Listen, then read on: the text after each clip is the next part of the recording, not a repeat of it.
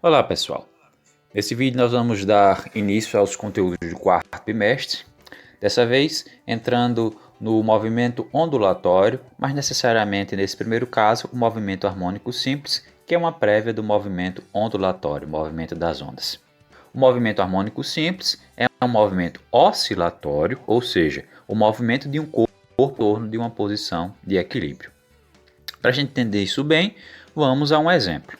Nós temos aqui o simulador da plataforma FET e nele nós vamos pôr uma mola e uma massa que eu vou colocar aqui, movimento de vai e vem, e é justamente esse tipo de movimento que a gente chama de movimento oscilatório. É claro que no momento que a gente está vendo como existe atrito entre o ar e a mola, o que é que vai acontecer? Com o passar do tempo, a mola vai parando. Mas vamos tirar esse atrito, vamos tirar qualquer força de resistência que exista e vamos ver o que acontece aqui, ó.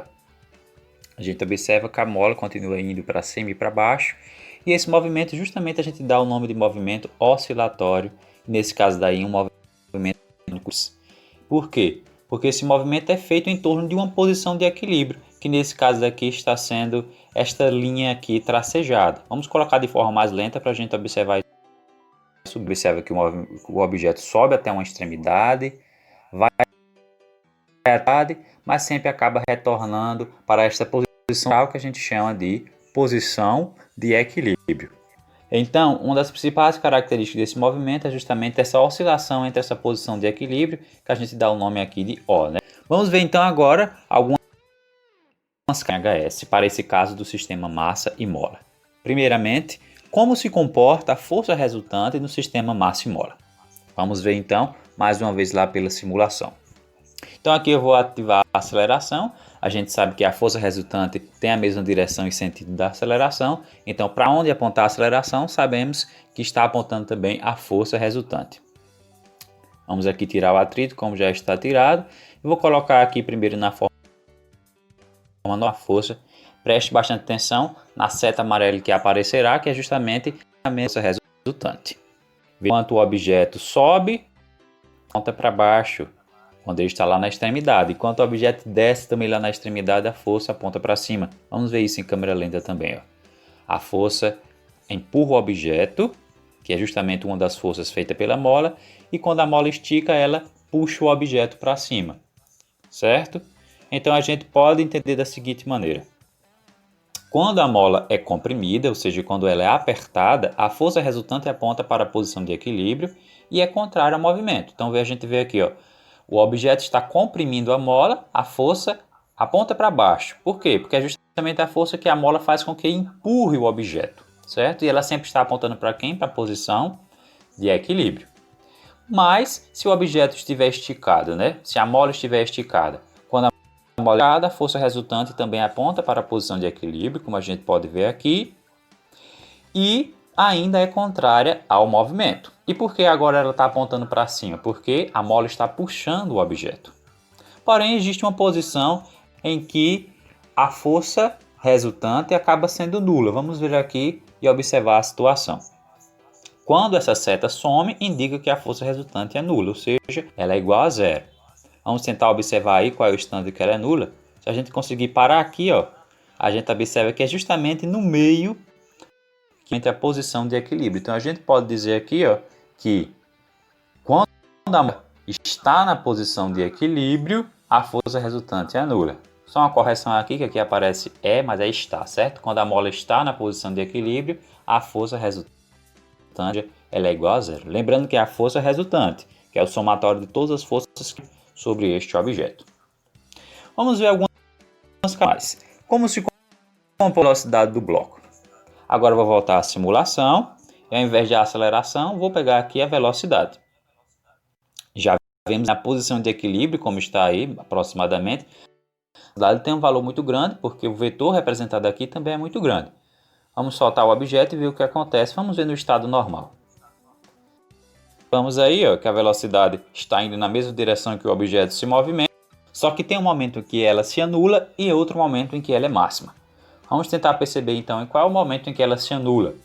Se a gente observar bem, ó, quando vai chegando próximo às extremidades, essa seta verde que representa a velocidade, ela vai diminuindo. Vamos tentar parar justamente nesse momento. Veja aproximadamente, ó, está perto da extremidade superior. A velocidade aqui, ó, é quase nula, certo? Exatamente na extremidade ela é nula, tanto para cima quanto para baixo. Agora, quando ela está no meio, como a gente viu antes, essa velocidade é máxima, quando passa pela posição de equilíbrio. Então, a gente pode dizer assim, ó, quando o bloco sobe, a velocidade é para cima. Quando o bloco desce, a velocidade é para baixo. Isso aí foi visto e é óbvio, porque a velocidade sempre acompanha o movimento de qualquer coisa. Mas o que a gente notou de interessante é que a velocidade é máxima, o bloco está na posição de equilíbrio, como mostrado lá, e a velocidade é nula, ou seja, ela é igual a zero quando o bloco está nas extremidades. Vamos dar mais uma olhada agora lá na situação e entender isso agora de câmera lenta. Não é, ó?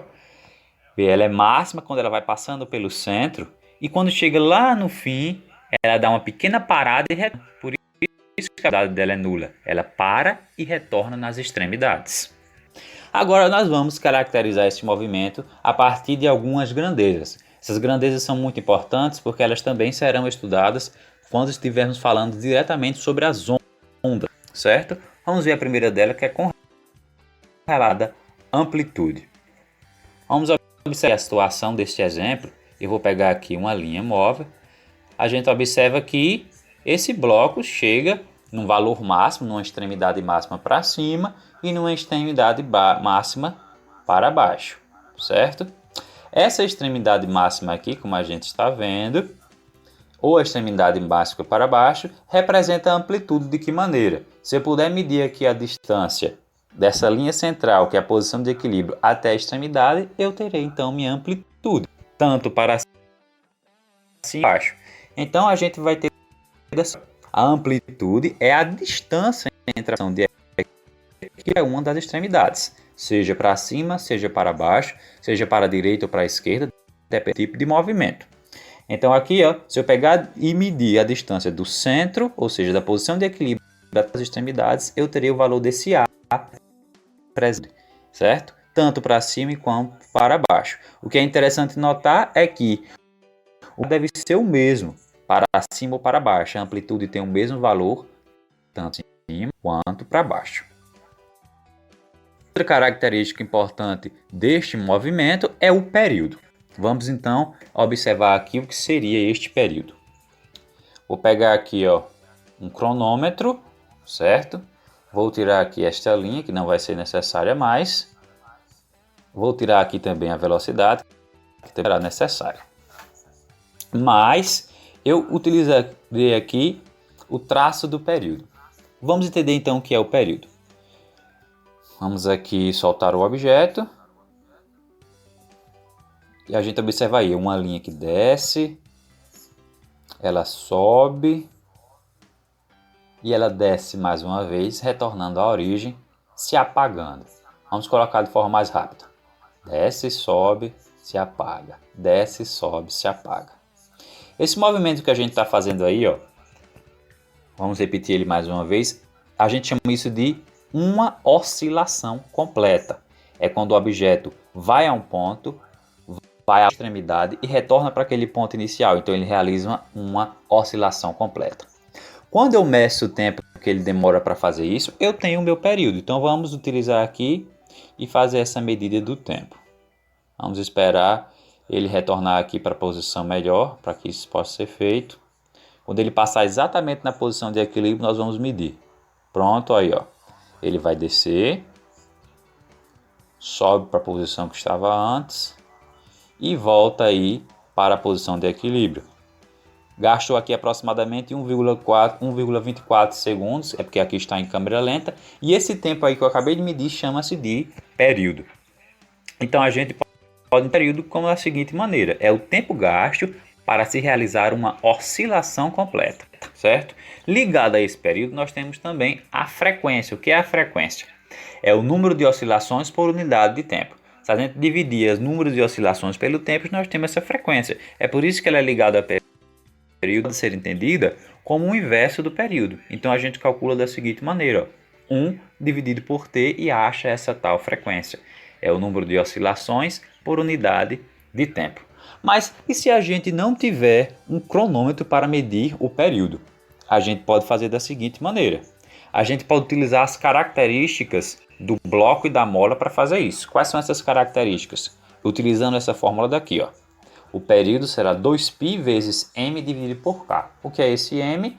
É a massa do bloco, certo?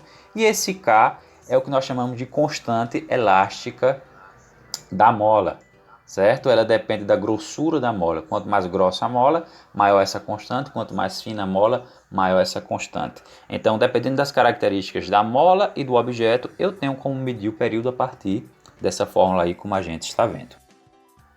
Ainda dentro do movimento harmônico simples, nós podemos ver os chamados pêndulos simples, que realizam um movimento oscilatório.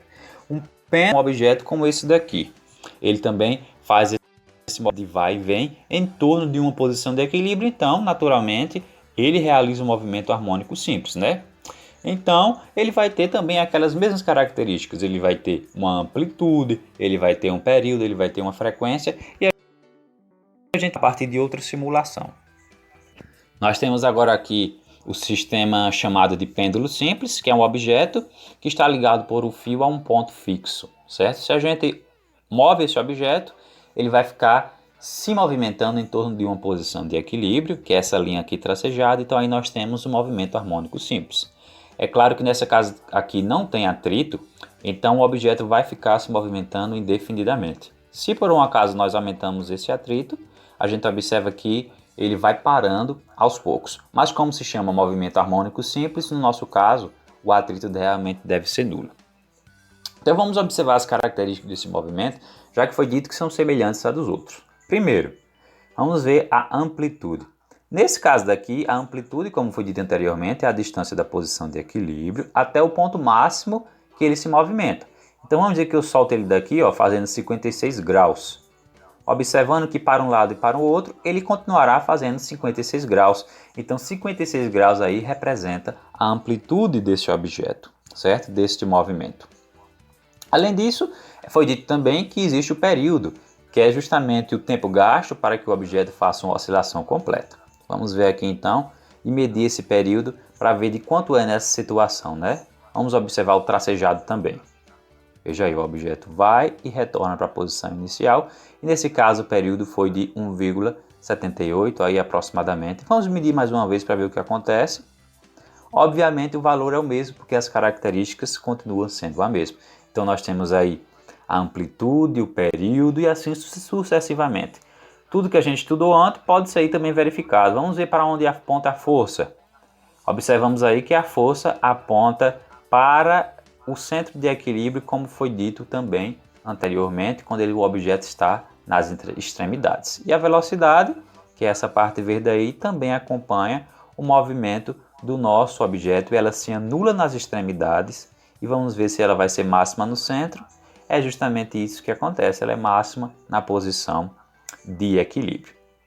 Mas uma coisa importante a se observar aqui é do que depende as características desse movimento. Vamos observar então através da medida do período. Primeiramente, vamos observar se a amplitude depende da massa do objeto. Ou aqui então, observamos que este traço azul marca a amplitude do movimento, como pode ser visto aí. Eu vou colocar aqui no modo normal e vou diminuir a massa do objeto.